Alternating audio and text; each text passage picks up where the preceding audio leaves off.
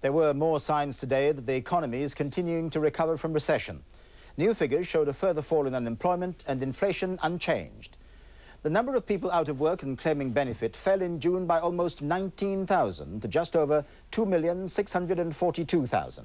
The headline inflation rate remained at 2.6%. With me now is our economics editor, Ruth Lee. Ruth, what do the unemployment figures mean? Well, of course, it's encouraging to see that unemployment is still continuing to fall, but I think perhaps one or two words should be said about the nature of what's happening to employment. Part-time women's jobs are increasing, and so are the numbers self-employed, but full-time male employment is still falling, and I think it'll need quite a bit more growth in the economy before we see those figures pick up.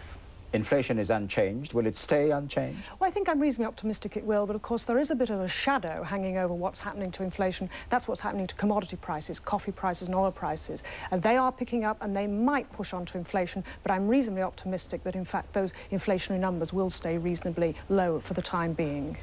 Ruth Lee, thank you very much.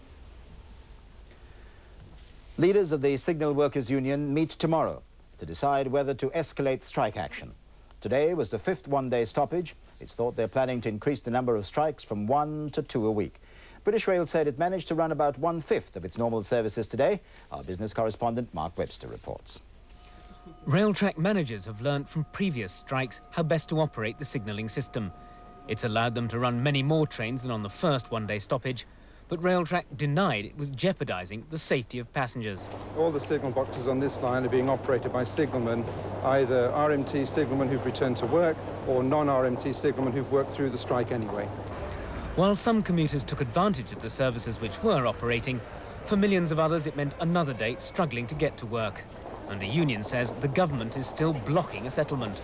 We're prepared to negotiate on the whole of the issues that are in front of us. Regrettably, the employer has got that inflexibility imposed on them, that there's a critical part of it that they cannot negotiate about. And we'll have to make an effort to break that kind of deadlock in the next few days. The union's executive will meet again tomorrow to review the dispute. With no immediate prospect of further talks at ACAS, they could decide to escalate it to 2-day stoppages a week. For some fortunate workers, like British Telecom executive Linda Ingram, the rail strikes hold no fears. One of more than 1 million teleworkers who operate from home, technology keeps her in touch. I'm feeling very smug today. I've got all my equipment at home, everything that I need, and I feel that I can put in a really good day and achieve a lot without having to face the hassle that other people are doing. For those who do have to travel, that hassle looks like getting worse. Mark Webster, News at 10, British Rail. Coming next on News at 10 tonight, remorse from Tonya Harding's ex-husband isn't enough. He's sentenced for attacking Nancy Kerrigan. But I was sorry after the act was committed, and I'm sorry now. Smuggling children. The British couple who already have one Romanian orphan are arrested for taking another. And has hosting the World Cup made soccer more popular in the United States? Don't know anything about it. Nothing. Zip.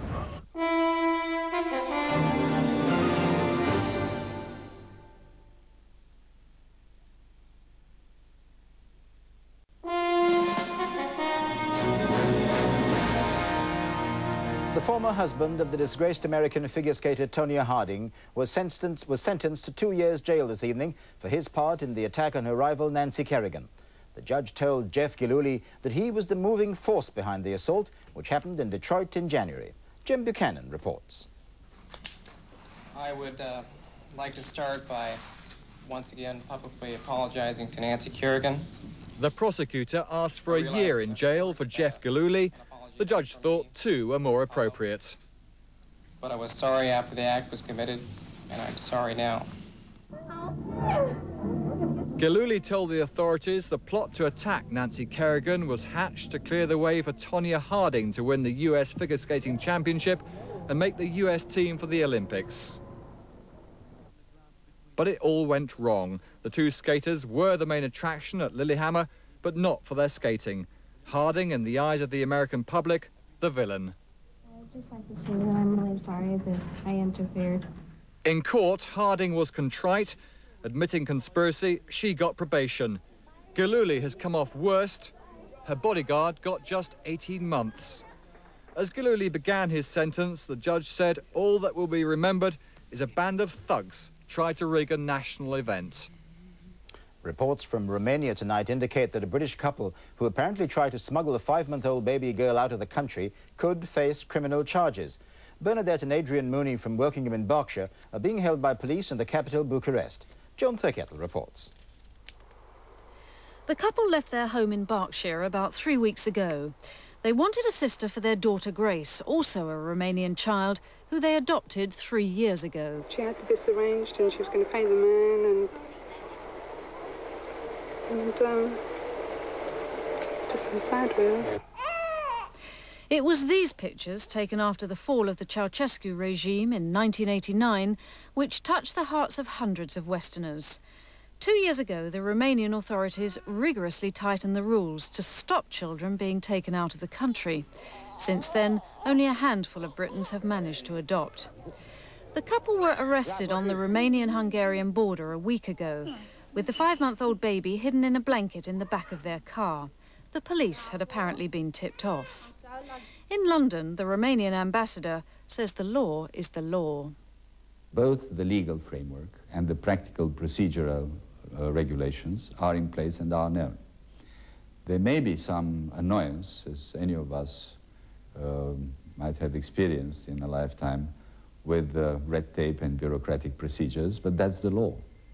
Some feel such adoption isn't the answer anyway. The purpose surely must be to pursue the best interests of the children in Romania. That's the prime objective. What is best for those children? And I think many would argue that the best way is to take resources to Romania and help the Romanians to cope with this very serious problem.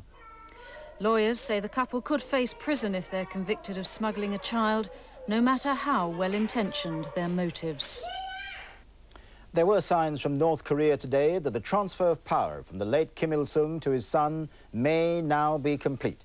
Radio broadcasts from Pyongyang, the North Korean capital, suggest that Kim Jong-il has taken charge of the Communist Party, the state and the military. Colin Baker reports from the South Korean capital, Seoul.